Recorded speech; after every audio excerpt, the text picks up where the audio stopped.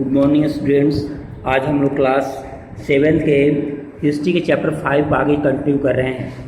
In this video we discuss about the Mughal architecture. Mughal काल में जो बहुत सारे जो इमारतें बनी उनके बारे में हम लोग चर्चा करेंगे। The founder of Mughal empire Babur did not enough time to devote to big architectural project. Babur को बहुत लंबे समय तक जिंदा नहीं रहा, इसके कारण उसके द्वारा बहुत कुछ नहीं बनवाया गया। मुख्य रूप से उसके द्वारा बहुत सारे गार्डन बनवाए गए हैं, ये मिलता है।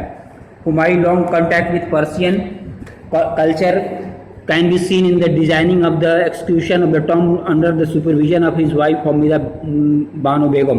तो हुमायूं लंबे समय तक पर्सिया, जो आज का ईरान कहा जाता है, पर्सिया में रहा। उसकी पर्सियन कल्चर का, पर्सियन संस्कृति का प्रभाव खास करके हुमायूं को जो मकबरा बना बेगम हमीदा बानो बेगम के द्वारा बनवाया गया था, और इसमें पर्सियन कला का प्रभाव हमें दिखाई पड़ता है। इस पिक्चर में आप देख सकते हैं, हुमायूं का मकबरा है जहाँ पर हुमायूं को दफनाया गया था।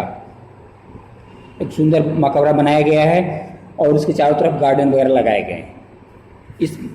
इसकी सबसे बड़ी विशेषता ये है, Humayun tomb stand on the earliest specimen of the use of double dome in the India. इसमें दोहरे गुंबद का उपयोग किया। एक गुंबद तो अंदर में है जो सीलिंग का काम करता है, और सबसे ऊपर वाला आप देख सकते हैं, ये सबसे ऊपर वाला बाहर वाला गुंबद हो गया। ये दो गुंबद इसके अंदर में, एक अंदर में और दूसरा ऊपर में दिखाई पड़ रहा है। ये डबल डोम गुंबद इसमें उपयोग किया गया है। Akbar region can be taken as the formative period of the Mughal architecture. Akbar का समय जो है मुख्य रूप से मुगल वास्तुकला के क्षेत्र में बहुत ही महत्वपूर्ण इसका योगदान है। खासकर अकबर के समय बहुत सारी बिल्डिंगें बनी, उसमें हम लोग देख सकते हैं it is represents the finest example of the fusion of the Indo Islamic architecture. तो अकबर के समय में जो खास करके इंडो इस्लामिक के वास्तुशिल्प का उपयोग, उसके जो द्वारा बनाए गए जो चाहे फोर्ट हो, महल हो, या जो चीज़ भी है, मस्जिदें हों, ये जो बनवाए गए, ये सारी चीज़ उसमें हमें दिखाई पड़ती है।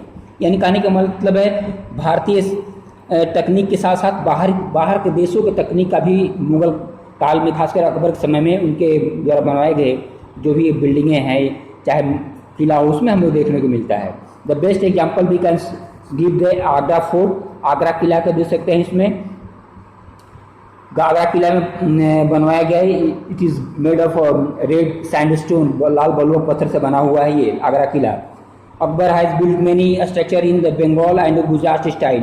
तो आगरा किले में अकबर के द्वारा बंगाल और गुजरात के राज्यों के समय में जो राज्यों में जो तकनीक का उपयोग होता था भवन बनाने में, घर बनाने में जो तकनीक का उपयोग होता है, उन सारी तकनीकों का उपयोग खास करके वैसे भवन जो खास करके अकबर के आगरा के किला में बनवाए गए थे।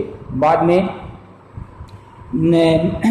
Most of these except the Jahangiri Mahal were demolished by the Shahjahan.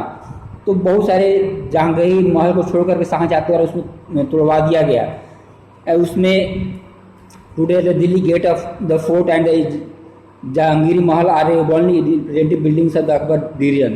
तो खासकर अकबर के समय का खास करके उसमें जहांगीरी महल हो गया, और दिल्ली गेट जो बनवाया गया था, ये आज भी वहाँ देखने को मिलता है।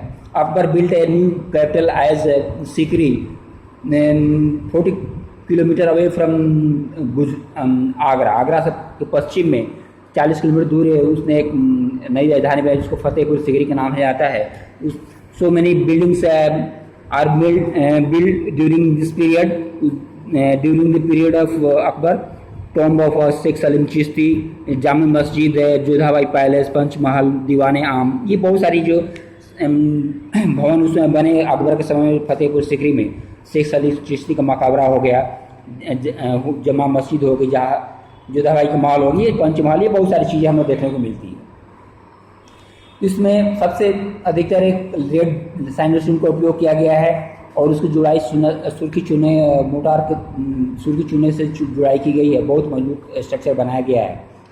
In 1596 Akbar built a victory gate, Buland Darwaza, to communicate his conquest of Gujarat. Gujarat पर अपने विजय के उपलक्ष्य में अकबर ने वहाँ पर एक बुलंद दरवाज़ा के नाम से बनाया। पिक्चर में देख सकते, सी इन द पिक्चर बहुत बड़ा इसमें गेट दरवाज़ा है। इसमें ऊपर में so many domes and also small domes in front of greater domes are made during this period. इसमें हम देखते हैं कि बहुत सारे 3 बड़े बड़े गुंबद दिखाई पड़ते हैं और नीचे में अनेक छोटे छोटे गुंबद बनाए गए हैं। तो ये बुलंद दरवाज़ा उस समय आर्चेस बहुत जो मेहराब हो गई या गुंबद ही बहुत शानदार बहुत ही अच्छी सुंदर संरचना बनाई गई। अकबर गुजरात विजय के उपलक्ष्य में बुलंद दरवाजा के नाम से जाना जाता है। During the region of Jahangir and Shahjahan the red sandstone was soon replaced by marbles.